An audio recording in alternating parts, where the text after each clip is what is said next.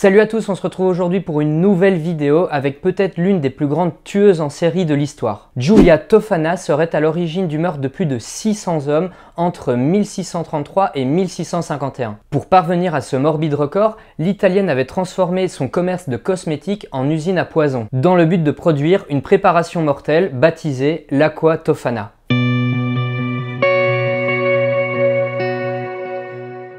Dans l'Italie du XVIIe siècle, certaines femmes étaient vendues aux enchères comme des objets à des mariages sans amour et souvent abusifs. Ces femmes n'avaient aucun pouvoir financier ou social et n'avaient en réalité que 3 options à leur disposition. Se marier, rester célibataire et malheureusement compter sur les maisons de passe pour survivre, ou devenir une veuve respectée et aisée. Pour de nombreuses femmes, la 3e option était la plus attrayante. Heureusement pour elle, la Rome du XVIIe siècle fournissait les services nécessaires pour rendre cela possible. Avec l'aide de sa fille et d'un groupe de femmes fiables, Tofana s'est forgé une réputation d'amie pour les femmes en difficulté. Son groupe d'empoisonneurs a peut-être également recruté un prêtre romain local, le père Girolamo, pour participer secrètement à leur réseau criminel.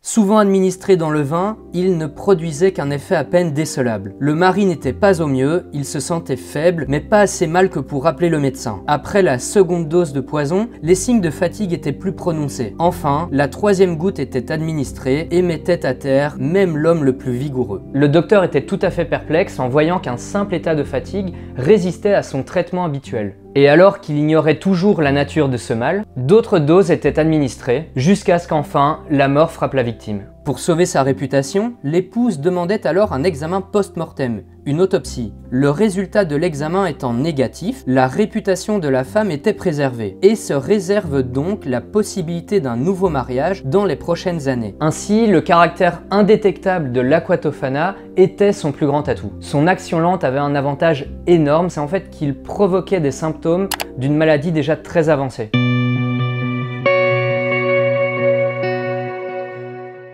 Giulia Tofana a emballé son poison afin qu'il puisse facilement se fondre avec le maquillage, les lotions et les parfums. Bien qu'elle soit connue de ses clients sous le nom d'Aqua Tofana, la bouteille en verre était elle-même étiquetée Manne de Saint-Nicolas de Bari, qui était en fait une simple huile de guérison populaire à l'époque. Au cours d'une carrière de plus de 50 ans selon les mêmes sources, Tofana et ses acolytes utilisèrent le poison pour se débarrasser de plus de 600 victimes. Pendant toutes ces années, leur secret fut très bien gardé par un ensemble grandissant de clientes satisfaites. L'abbé Gagliani, joueur mondain et spirituel, écrivait près d'un siècle plus tard « Il n'y avait pas une femme à Naples qui ne disposait d'une dose, exposée aux yeux de tous au milieu de ses parfums. Elle seule savait de quelle fiole il s'agissait et pouvait la différencier des autres. »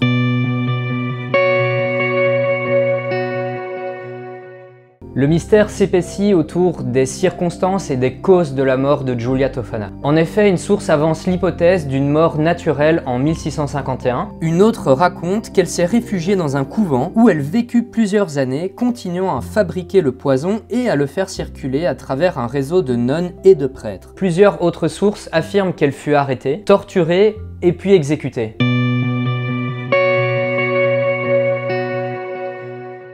Certains vont remettre en cause l'existence de ce produit pour une raison simple. Il est impossible de reproduire aujourd'hui l'indétectabilité de l'Aqua Tofana. L'incertitude plane également sur les ingrédients de son élixir. Pourtant, la plupart des sources s'accordent à dire que l'Aqua Tofana était principalement composée d'arsenic. Enfin, j'ai pu remarquer que durant toutes mes recherches sur ce sujet, les sources étaient parfois contradictoires, voire même contestables. Donc il faut bien prendre en compte que tous les éléments cités dans cette vidéo se font sur la base de sources. D'ailleurs, elles sont disponibles dans la description de la vidéo. Légende ou histoire véridique, ce sera à vous de vous faire votre propre avis.